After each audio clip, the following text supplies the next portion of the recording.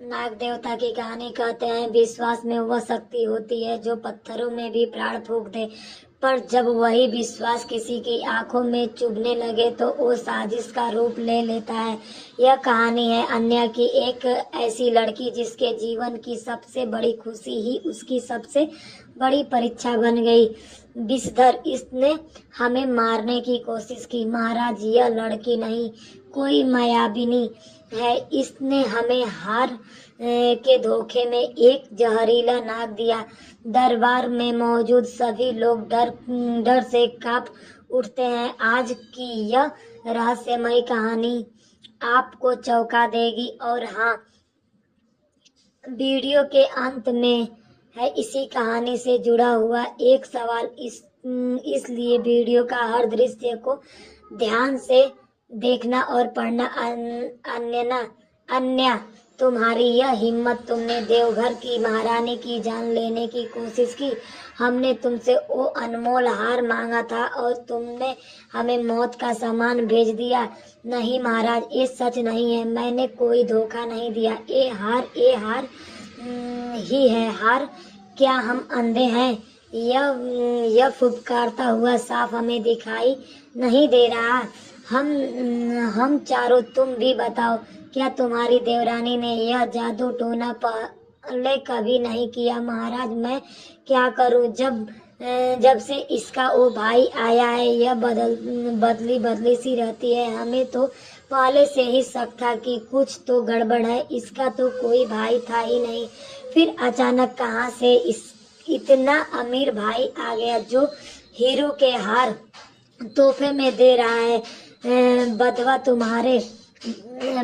तुम्हारे इस धोखे का पर्दाफाश हो चुका है। सैनिकों, ले जाओ इसे और कारागार में डाल दो। इस जादूगरनी को कल सुबह मृत्यु दंड दिया जाएगा। नाग भैया, आप कहाँ हो? देखो, आपकी बहन पर कितना बड़ा संकट आ गया है। आपने तो कहा कि आप हमेशा मेरी रक्षा करोगे। अन्य की किस्मत का फैसला हो चुका था, पर इस फैसले तक की कहानी बहुत पहले शुरू हुई थी।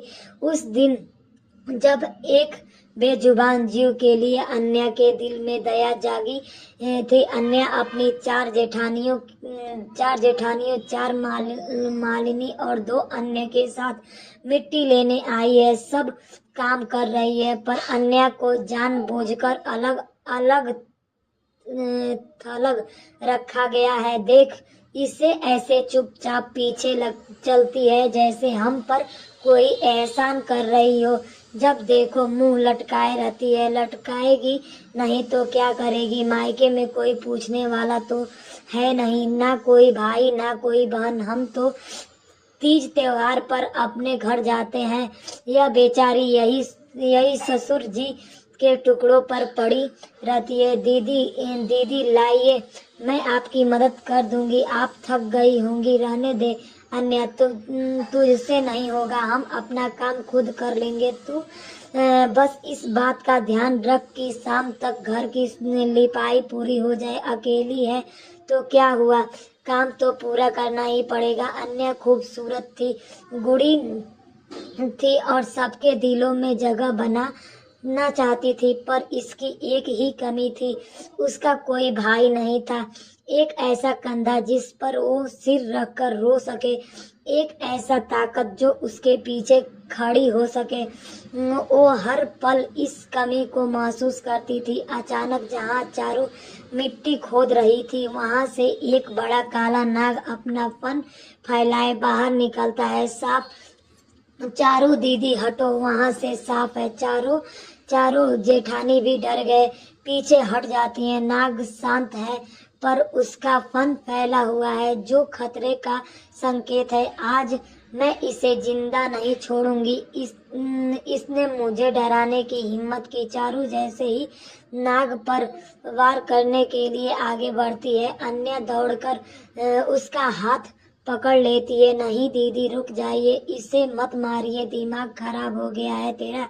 यह जहरीला नाग है, अगर इसने डस लिया तो तुझे तो हर चीज में महान बनना होता है। नहीं दीदी, यह हमें कोई नुकसान नहीं पहुंचाएगा। यह अपने घर से भटक गया है, वह बेजुबान है, इसे मारना पाप होगा। प्लीज मेरी बात मान लीजिए। अन्य की आंखों में अजीब सी सच्चाई और आत्मविश्वास था।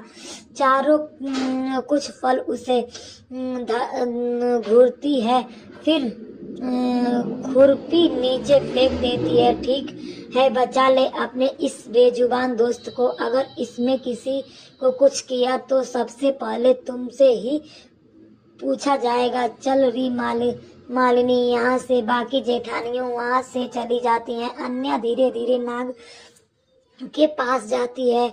तुम डरो मत, मैं तुम्हें कुछ नहीं होने दूंगी।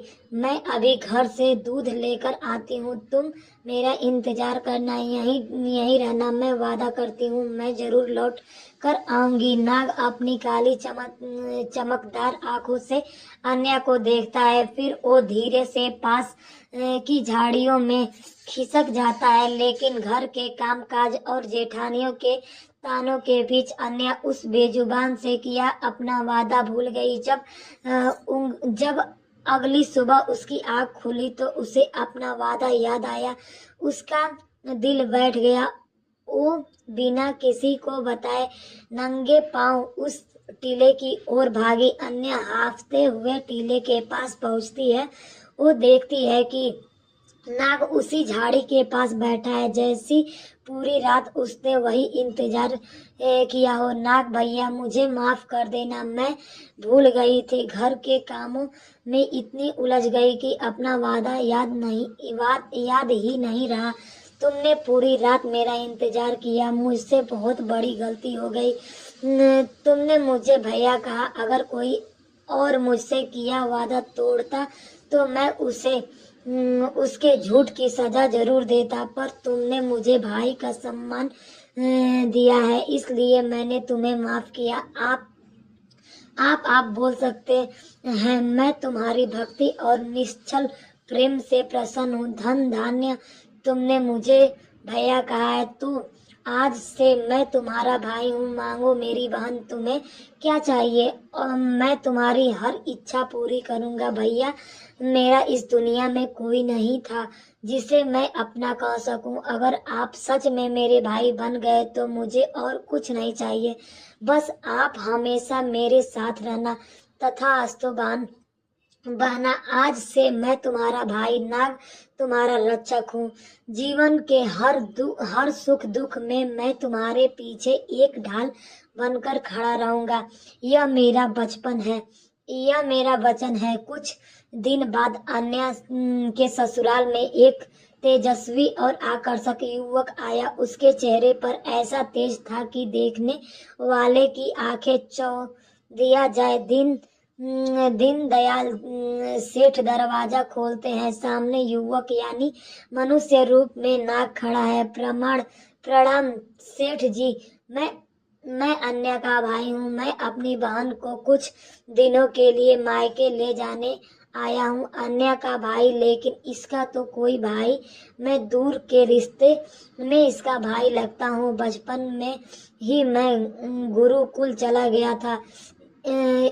इतने साल बाहर रहा कि किसी से मिलना जुलना नहीं हो पाया। अब लौटा हूँ तो सोचा अपनी बहन से मिल आऊं। शेखर के व्यक्तित्व और उसकी बातों में इतना आत्मविश्वास था कि किसी को शक नहीं हुआ। आप अन्य के भाई हैं। आइए बेटा, अंदर आइए। बहन, तैयार हो जाओ, मैं तुम्हें लेने आया हूँ। डरो मत, मैं वही हूँ, तुम्हारा भाई। अन्या की आंखें आश्चर्य और खुशी से चमक उठती है। वो सिर हिलाकर सहमति देती है। चारू मैं मालिनी एक दूसरे को ईर्ष्या भरी नजरों से देखती है। वाह, कहाँ से टपक पड़ा यह भाई, और यह भी देखो कैसे एक पल में साथ जाने को तैयार हो गई। कुछ तो दाल में काला है। शेखर अपनी बहन अन्या को एक दिव्य रथ पर बिठाकर ले जाता है। रास्ते में वो उसे अपने असली घर नागों के ले जाता है। नागों की व्यथा और ऐश्वर्य देखकर अन्य आंखें खुली रह जाती है। सोने चांदी के महल, हीरो मोतियों के झरने, वो फिर सपने की दुनिया थी। कुछ दिन वहां रहकर भाई का अथाह प्रेम पाकर जब अन्य वापस लौटने लगती है तो शेखर उसे अनमोल उपहार देता है। बहन बारीक मीनाकारी और कुंदन के काम वाला यह सोने का हार मैं खास तुम्हारे लिए इसे हमेशा अपने गले में पहनना। यह मेरी दी हुई निशानी है और तुम्हारी रक्षा भी करेगी। यह याद रखना, यह हार सिर्फ तुम्हारे गले की ही शोभा बढ़ाने के लिए बना है। तुम्हारे अलावा इसे कोई और नहीं पहन सकता। ठहरिए महाराज, मुझे मृत्यु दंड देने से पहले बस एक मौका दीजिए। मुझे अपनी सच्चाई साबित करने का एक अवसर दीजिए। क्या साबित करना चाहती हो तुम? कि यह जहरीला नाग नहीं बल्कि हीरो का हार है। यह हार मेरे भाई ने मुझे दिया है और इसमें यह चमत्कार है कि मेरे अलावा अगर इसे कोई और पहनेगा तो यह नाग का रूप ले लेगा। मेरे गले में यह वापस अपने असली रूप में आ जाएगा। पूरे दरबार में कानाफूसी शुरू हो जाती है। क्या बकवास है, यह हमें मूर्ख बना रही है। अगर तुम्हारी बात में सच्चाई है तो तुम्हें इसे साबित करना होगा। अभी इसी वक्त इस नाग को अपने गले में पहन कर दिखाओ। सबकी सांसें रुक जाती है। अन्य अपनी आंखें बंद करती है और अपने भाई नाग को याद करती है। वो धीरे धीरे आगे बढ़ती है। कांपते हाथों से वो उस फुफकारते हुए खतरनाक नाग को उठाती है और धीरे से अपने गले में पहन लेती है। और एक चमत्कार होता है। जैसा ही नाग अन्य की त्वचा को छूता है वो एक पल में ही उस खूबसूरत हीरे मणियों से जड़े हार में बदल जाता है। उसकी चमक से पूरा दरबार रोशन हो जाता है। महाराज और महारानी अपनी आंखों पर विश्वास नहीं कर पाते। इस अदृश्य चमत्कार और भाई के अटूट प्रेम के लिए एक लाइक तो बनता है। कमेंट में लिखिए जय नाग देवता। ये कैसे संभव है? यह तो सचमुच एक चमत्कार है। सैनिक को इस साजिश करने वाली चारू को राज्य से बाहर निकाल दो। चारू गिड़गिड़ाती है पर सैनिक उसे घसीट कर ले जाते हैं। महाराज अन्य के पास आते हैं। बेटी हमें माफ कर दो, हमने तुम पर शक किया।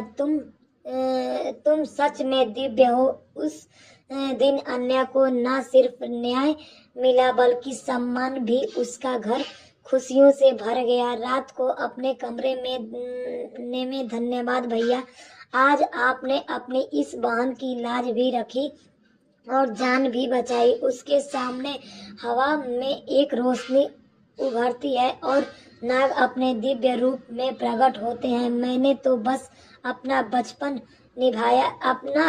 निभाया है बहन। भाई का धर्म ही अपनी बहन की रक्षा करना है। मेरा दिया हुआ उपहार किसी और के गले में कैसे शोभा दे सकता था? वो तो सिर्फ मेरी बहन के लिए था। आपका यह प्रेम मेरे लिए दुनिया की हर दौलत से बढ़कर है भैया। इस प्रेम को हमेशा याद रखना और याद रखना कि हर वो जीव जो बेजुबान है उसमें मेरा ही अंश है। उनकी रक्षा करना, उन पर दया करना। नाग अन्य को आशीर्वाद देते हैं और विलीन हो जाते हैं। कहते हैं उसी दिन के बाद से हर स्त्री नाग देवता में अपने भाई रूप देखता है। उनके अटूट प्रेम और रक्षा के वचन के समान नाग पंचमी का त्योहार मनाना शुरू किया। और इसी के साथ हमारी आज की कहानी पूरी होती है। अब देखते हैं कि आपने कहानी को कितने ध्यान से सुना। तैयार हो जाइए आज के सवाल के लिए। प्रश्न, जब अन्य के नाग को अपने गले में पाना तो वो किस चीज में बदल गया। ए पायल, बी फूलों की माला में, सी एक हार, डी एक पत्थर में। सही जवाब कमेंट में लिखिए। जीत सके तो टॉप फैन का बेंच और अगले वीडियो में नाम जैसे हनुमान जी राम जी की मदद करते थे वैसे ही आप भी हमारी मदद कर सकते हो। आप चाहते हो कि हम हिंदू धर्म की प्यारी परंपरा और कहानियों को और भी लोगों तक पहुंचाए तो बस उन 30 रुपए महीने के देकर हमारे साथी बन जाओ। आपकी समस्या से हम और भी अच्छी एनिमेशन वीडियो बनाए जाइए करें। हर हर महादेव, जय नाग।